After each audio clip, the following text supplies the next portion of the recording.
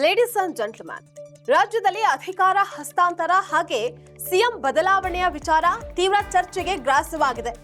November 27ರಂದು ವರಿಷ್ಠರು DCM CM ದೆಹಲಿಗೆ ಬರೋದಕ್ಕೆ ಅವರಿಗೆ ಈಗಾಗಲೇ ಬುಲಾವನ್ನ ನೀಡಿದ್ದಾರೆ.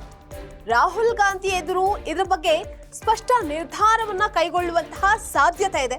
ವೀಕ್ಷಕರೇ, ನೆಲ ಜಲ ಭಾಷೆಗಾಗಿ ಪ್ರಾಮಾಣಿಕ ಪತ್ರಿಕೋದ್ಯಮ. ನೀವು ನೋಡ್ತಾ ಇದ್ದೀರಾ ಫೋಕಸ್ ಟಿವಿ. ನಾನು ನಿಶ್ಚಿತ.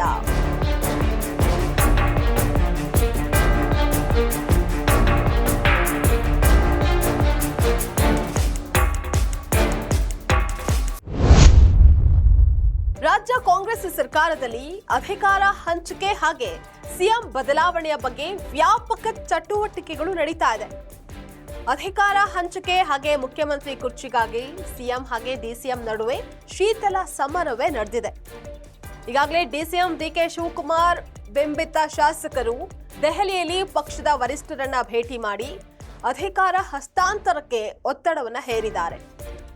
ಡಿಸಿಎಂ ಡಿಕೆ ಶಿವಕುಮಾರ್ ಪರವಾಗಿ ಶಾಸಕರಾದ Srinivas, Shivanna, H D. Balakrishna, doctor Ranganath, Sharath Bachegowda, Iqbal Hussain, Ganika Ravi, Mahendra Thammanna, MLC Dinesh Gooligowda ಹಾಗೆ ಸಚಿವ ಚಲುವರಾಯಸ್ವಾಮಿ ಪಕ್ಷದ ವರಿಷ್ಠರನ್ನ ಭೇಟಿ ಮಾಡಿ ಡಿಸಿಎಂ ಪರ ಬ್ಯಾಟಿಂಗ್ ಅನ್ನ ಮಾಡಿದ್ದಾರೆ.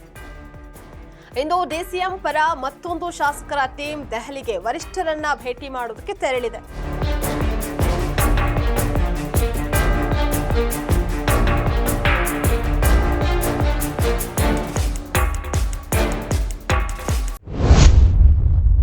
ಇದೆಲ್ಲದರ ನಡುವೆ ಡಿಸಿಎಂ ಡಿಕೆ ಶಿವಕುಮಾರ್ ಬೆಂಗಳೂರಿನ ಪರಪ್ಪನ ಅಗ್ರಹಾರಕ್ಕೆ ಭೇಟಿ ನೀಡಿ ಜೈಲಿಗೆ ಭೇಟಿಯನ್ನ ನೀಡಿದ್ರು. ಜೈಲಿನಲ್ಲಿರುವಂತಹ ಶಾಸಕ ವೀರೇಂದ್ರ ಪಪ್ಪಿ ಹಾಗೆ ಮಾಜಿ ಸಚಿವ ವಿನಯ್ ಕುಲಕರ್ಣಿ ಅವರನ್ನ ಭೇಟಿ ಮಾಡಿ ಮಾತುಕತೆಯನ್ನ ನಡೆಸಿದ್ದಾರೆ.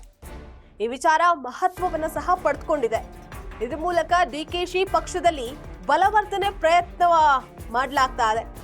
ಶಾಸಕರ ಬಲವನ್ನ ಹೆಚ್ಚಿಸಿಕೊಳ್ಳುವಂತಹ ಪ್ರಯತ್ನವೋ ಅಥವಾ ತಮ್ಮ ಬೆಂಬಲಿತ ಶಾಸಕರ ಸಹಿಯನ್ನ ಸಂಗ್ರಹ ಮಾಡಿ ಹೈಕಮಾಂಡ್ಗೆ ತಲುಪಿಸುವಂತಹ ಲೆಕ್ಕಾಚಾರವನ್ನ ಹಾಕಲಾಗಿದೆ.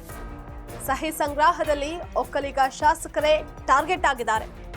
ಹಳೆ ಮೈಸೂರು ಭಾಗದ ಶಾಸಕರೇನಿದ್ದಾರೆ ಸಂಪರ್ಕವನ್ನ ಮುಗಿಸಿ ಸಿಎಂ ಸಿದ್ದರಾಮಯ್ಯ ಅವರ ತವರು ಜಿಲ್ಲೆ ಶಾಸಕರ ಸಹಿಯನ್ನ ಡಿಸಿಎಂ ಪಡೆದಿದ್ದಾರೆ ಅಂತ ಕೂಡ ಹೇಳಲಾಗಿದೆ. ಇತ ರಾಜ್ಯ ಕಾಂಗ್ರೆಸ್ ಹಾಗೆ ಕಾಂಗ್ರೆಸ್ ಪಕ್ಷಕ್ಕೆ ತೀವ್ರ ಹಾನಿಯನ್ನ ಉಂಟು ಮಾಡ್ತಾ ಇರುವಂತಹ ನಾಯಕತ್ವ ಬದಲಾವಣೆಯ ವಿಚಾರಕ್ಕೆ ಅಂತಿಮ ತೆರೆ ಎಳೆಯುವಂತೆ ಎಐಸಿಸಿ ಅಧ್ಯಕ್ಷ ಮಲ್ಲಿಕಾರ್ಜುನ ಖರ್ಗೆಯನ್ನ ಸಿದ್ದರಾಮಯ್ಯ ಒತ್ತಾಯಿಸಿದ್ದಾರೆ. ಡಿಕೆ ಶಿವಕುಮಾರ್ ಅವರ ಬೆಂಬಲಿತ ಶಾಸಕರು ನಾಯಕತ್ವ ಬದಲಾವಣೆಯ ವಿಚಾರ ಬಹಿರಂಗವಾಗಿ ಚರ್ಚೆ ಮಾಡ್ತಾ ಇರೋದು ಹಾಗೆ ದೆಹಲಿ ಪರೇಡ್ ಪ್ರಸ್ತಾಪಿಸಿದಂತಹ ಸಿದ್ದರಾಮಯ್ಯ ತೀವ್ರ ಬೇಸರವನ್ನ ವ್ಯಕ್ತಪಡಿಸಿದ್ದಾರೆ. ವಿದೇಶದಿಂದ ನವೆಂಬರ್ 26ರಂದು ರಾಹುಲ್ ಗಾಂಧಿ ವಾಪಸ್ಸಾದ ಬಳಿಕ ಇದರ ಬಗ್ಗೆ ಚರ್ಚೆಯನ್ನ ಮಾಡಿ ಗೊಂದಲವನ್ನ ಪರಿಹರಿಸುವಂತಹ ಭರವಸೆಯನ್ನ ಖರ್ಗೆ ನೀಡಿದ್ದಾರೆ.